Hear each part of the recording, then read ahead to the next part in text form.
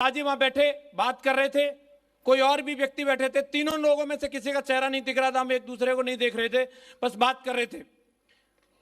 और उनमें एक व्यक्ति वहां पे कुछ बात बोले जा रहे थे, अपने बारे में बता रहे थे, मैं अहमदाबाद गया, मैं जोधपुर गया, मैं ऐसे गया, मैं वैसे गया। और वहां अगर सिक्योर लाइफ का बंदा बैठा है तो उसके कान खड़े हो जाएंगे कि नहीं हो जाएंगे? मैंने कहा ये आदमी काम का लगता है। और मैंने बिना चेहरा देखे, बिना नाम जाने, अंधेरे में उनकी प्रोस्पेक्टिंग शुरू कर दी। मैंने कहा सर आपके लायक एक बहुत काम की चीज है। उन्होंने बोला बताओ क्या है। मैंने यहां नहीं बताते, संडे को अलीगढ़ आना है। और मैं सोच रहा बड़ा तगड़ा पार्टी मिला है, अभी तो जब ये बंदा पूरे इंडिया में लिस्ट है फिर तो अपनी चांदी होने वाली है। संडे को बिल्कुल टाई वाई लगा के सेट होके पहुंच गया। आज ज्यादा गेस्ट आए नहीं आए, लेकिन वही आने चाहिए जो अंधेरे में मिले थे। और वो सर आए, उन्होंने बताया कि मैं वही हूं, तो मुझे उन्हें देख करके विश्वास नहीं हो रहा था कि ये वही हैं। पैरों में हवाई चप्पल थी और उनकी चप्पल टूटी हुई थी, जेवड़ी से बंधी हुई थी एक चप्पल। आप हंस रहे हैं इस बात पर, लेकिन अगर जिसके पैर में होगी उसको महसूस हो सकता है। ठीक से कपड़े नहीं थे। और उन्होंने वो प्लान देखा, जो सूटेड वूटेड वालों से वो रिस्पांस मिलने की उम्मीद नहीं होती, वो रिस्पांस मुझे उनसे मिला। उन्होंने कहा सर मुझे ये ज्वाइन करना है, मेरा फॉर्म भरवाइए। मैंने उनका फॉर्म भरवा दिया। शाम को मैं उनके साथ ही वापस आया गांव में, और मुझे मेरे जीजाजी ने भी मना किया, तू गलत आदमी को जोड़ रहा है, इनके बस की बात नहीं है कुछ भी। और भी कई लोगों ने बोला कि यार वो पहले से ही इतना गरीब है, तू क्यों और ज्यादा गरीबी को उसको मारने के चक्कर में कहीं और किसी की जेब काट लेना, वही मिला है तुझे। सच बात बता रहा हूं। और दोस्तों कुछ दिन तक उनका फॉलोअप का सिलसिला चला और उन्होंने इस बिजनेस को ज्वाइन किया। और वो कोई और नहीं, मरकरी लीडर श्री लाल बहादुर शर्मा जी हैं।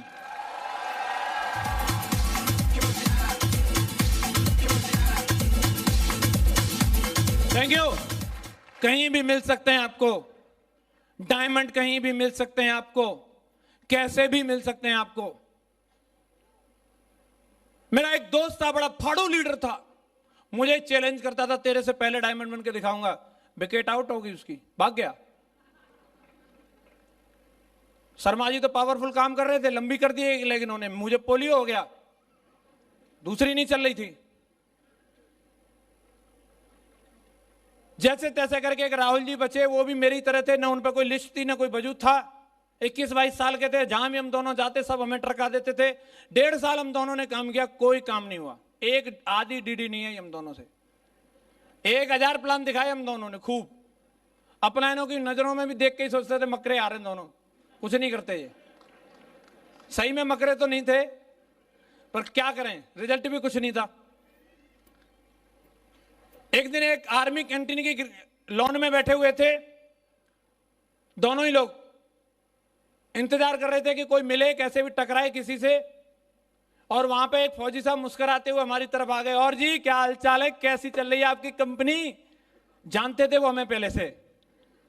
और उन्होंने जैसे ये पूछा, हम एकदम पूरे 1.5 साल की असफलता को साइड करके जैसे मानो आज ही डायमंड बने, पूरे जोश में बात करी। और उनको लगा कि इनकी तो बढ़िया चल रही है।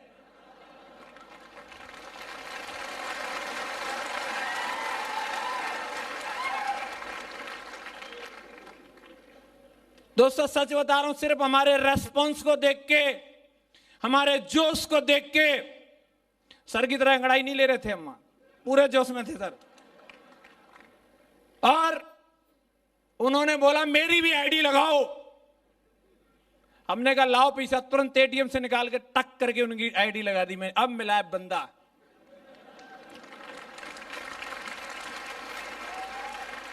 और दोस्तों वो बंदा कोई और नहीं, मरकरी लीडर शैलेंद्र सिंह जी थे।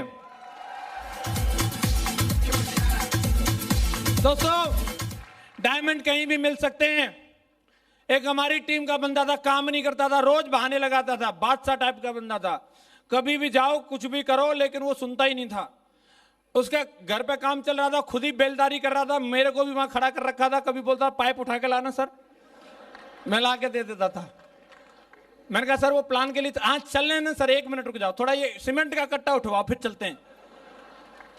और उसी समय एक व्यक्ति वहां आकर के खड़ा हो गया, उन्होंने बाल वाल काट रखे थे, ठीक ठाक लग रहे थे। मैंने कहा नमस्ते सर, और उन्होंने अकड़ में बोला हाँ नमस्ते। मैं सर क्या करते हैं? तो बोलते फौज में हूं। तुम क्या करते हो? मैंने सर मैं तो बहुत बढ़िया काम करता हूं, आपको बताऊं आपके लायक एक चीज है। बोले बताओ। उन्होंने ईंट बिछा ली। बोले बैठ, बता क्या है? मैं सर यहां बताने की चीज नहीं है, थोड़ा घर चलेंगे। बोले ठीक है। सामने घर था, उनके घर में जाकर के मैंने उनको प्लान दिखाया और उन्होंने ज्वाइन किया। वो कोई और नहीं, वीनस लीडर ओमवीर सिंह जी थे। दोस्तों उन दोनों की लकीली पोस्टिंग जोधपुर में थी। मैं आपको बता रहा हूं, उधर कुछ नहीं है, इधर ही देख लो। उधर जो होगा वो यहीं से होगा। पहले रिमोट मेरे पास है। हेलो, जोधपुर चला गया मैं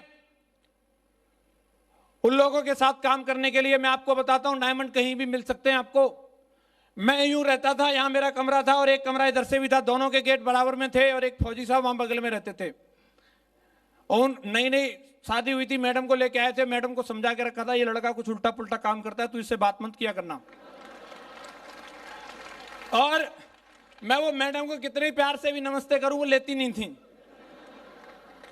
एक दिन क्या हुआ कि उनको डिश लगवानी थी। डिश फिट करने के लिए जो बंदा आया, उसको एड्रेस बता रही, वो बता नहीं पा रही और वो बंदा समझ नहीं पा रहा। अब उनको मजबूरी में मेरे रूम में आना पड़ा। बोला भैया इसको पता बता देंगे थोड़ा? मैंने हाँ जरूर बता देंगे। मैंने उससे बात करी, वो बंदा मेरे से भी नहीं समझ पाया। मैं पैदल जाकर के उसको लेके आया, उधर से उसकी बाइक पे बैठ के आया, थोड़ा केबल फेबल खिंचवाई, तार वार छीले और उनकी डिश चालू करवा दी। शाम को जब वो फौजी साहब वापस आते हैं, मैडम बोलती हैं आप ये भैया को बड़े खराब बता रहे हैं, ये तो बहुत अच्छे, इन्होंने दिन भर हमारे संग काम करवाया है। तो वो फौजी साहब मुझे धन्यवाद देने के लिए आए और संग में एक चाय का प्याला भी लेके आए और बोलते सर कोई बात नहीं, हम तो ऐसे आपके बारे में गलत सोचते थे, कोई भी जरूरत हो तो बता दिया करना, चाय कॉफी हमारी तरफ से मिलती रहा करेगी आपको। और बताओ सर कैसे क्या है? मैंने कहा चलो सर फौजी साहब बहुत बढ़िया है, बैठो।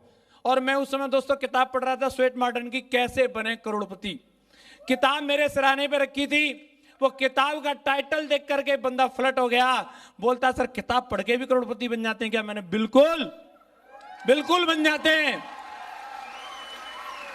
और मैंने तुरंत वो पेज पढ़वाया जिसमें पार्ट टाइम इनकम के बारे में लिखा था।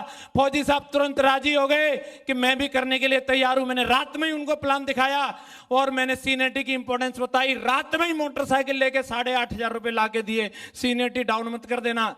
मैंने कहा बिल्कुल सही जगह पे मिलेगी। और दोस्तों उनको मैंने ज्वाइन करवा दिया। अगले दिन दो दोस्तों को भाभी के हाथ का खाना खिलाने के लिए लेके आए फौजी साहब। और उन दो दोस्तों में दोस्तों एक विकास यादव भी थे, विकास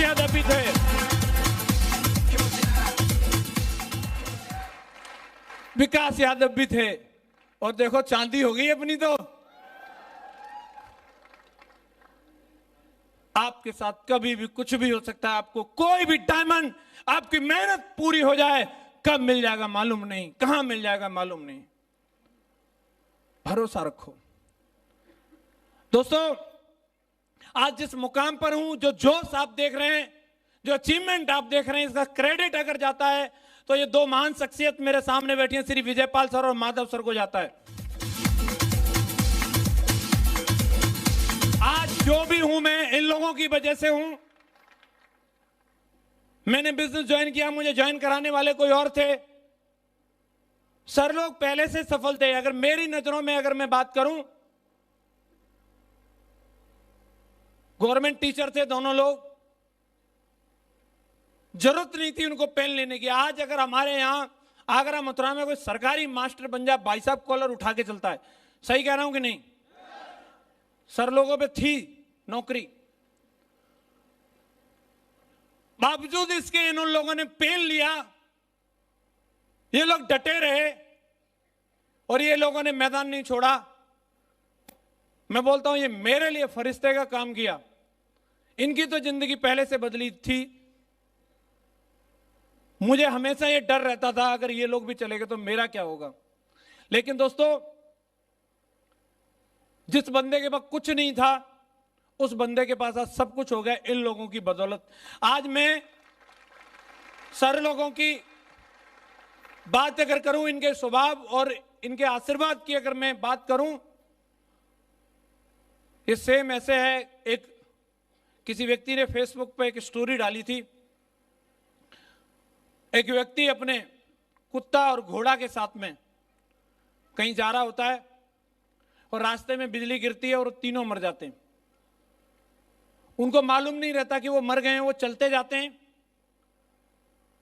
और चलते चलते उनको बहुत तेज प्यास लगने लगती है। बड़ी तेज प्यास लग रही थी। आगे देखते हैं एक बहुत सुंदर इमारत है संगमरमर की, खुशबू आ रही है वहां पे। वहां पहुंचते हैं, अंदर बहुत शीशे की तरह सफेद पानी बह रहा है और एक व्यक्ति बैठा है। उसको जाके पूछते हैं, भाई साहब ये कौन सी जगह है? तो उन्होंने बताया कि ये स्वर्ग है। बड़े खुश हुए तीनों को, बोला देखो हम चलते चलते स्वर्ग में आ गए। बोले क्या हम यहाँ पानी पी सकते हैं? तो उस व्यक्ति ने बोला हाँ आप पी सकते हैं। तो वो तीनों जैसे अंदर जाने लगे, उस व्यक्ति ने रोका, यहाँ पे सिर्फ इंसान पानी पी सकते हैं, आप ये कुत्ते और घोड़े को नहीं ले जा सकते। उसने कुछ देर सोचा और वो लौट लिया। बोला अगर ये कुत्ते घोड़े को नहीं ले जा सकते तो मैं भी पानी नहीं पीऊंगा, प्यास तो इनको भी लगी है। और वो आगे बढ़ रही है। आगे चलने के बाद उन्हें एक और इमारत मिली, वहां धूल उड़ रही थी, खंडहर सा था, पानी की आवाज वहां भी आ रही थी। और वहां पहुंचते हैं, वहां भी एक व्यक्ति बैठा था और उससे पूछा क्या भाई साहब हम यहाँ पानी पी सकते हैं? बोला हाँ जी आप यहाँ पानी पी सकते हैं। क्या? बोला हम यहाँ तीनों पानी पी सकते हैं? उन्होंने बोला हाँ आप यहाँ तीनों पानी पी सकते हैं। उन तीनों ने पानी पिया और उसके बाद पूछा कि भाई साहब ये जगह कौन सी है? तो उन्होंने बताया कि ये स्वर्ग है। तो अभी वो व्यक्ति को अजीब लगा और वो गुस्सा हो गया। बोलता है ये क्या कंफ्यूजन है भगवान, पहले जो व्यक्ति मिला था वो भी बता रहा था ये स्वर्ग है और ये भी बता रहे हैं ये स्वर्ग है, स्वर्ग कौन सा है? तो उस व्यक्ति ने जवाब दिया जो पहले आपको मिला था वो नर्क था, असली स्वर्ग यह है जहां इंसान अपने स्वार्थ के लिए अपनों को छोड़ करके अंदर पानी पीने के लिए चला जाता है। वो ऐसे अमीर लोग वहीं रहते हैं। ये उन लोगों का स्वर्ग है जो अपनों को नहीं छोड़ते अपने स्वार्थ की वजह से। ये उन लोगों की जगह है और ये उन्हीं लोगों के लिए जगह बनी है।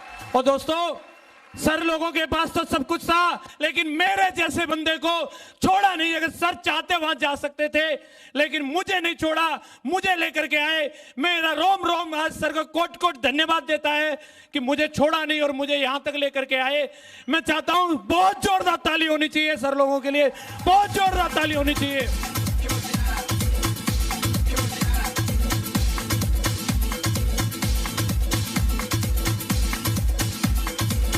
Thank you. कैसी भी स्थिति रही, मैं किसी काबिल नहीं था। किसी अनाड़ी के हाथ में होता तो कोई 8,000 की औकात न लगाता। दोस्त धन्यवाद देता हूं ऐसे खिलाड़ियों के हाथ में था जिन्होंने 8 लाख की औकात लगाई, मेरी 8 लाख की।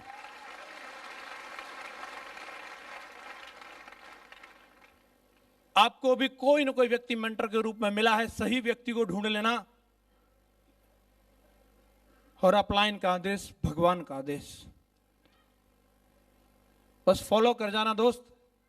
जिंदगी न बदल जाए तो कहना।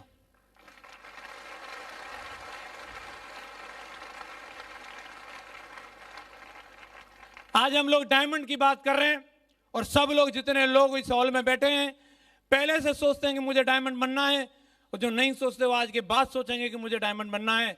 लेकिन इस सब के साथ एक बात जरूर करूंगा कि जितनी बड़ी अचीवमेंट उतनी बड़ी कीमत होती है। रुपए जेब में अगर 1.5 लाख हैं तो नैनो ही मिलेगी, और BMW के लिए तो 50 लाख इकट्ठे होने चाहिए।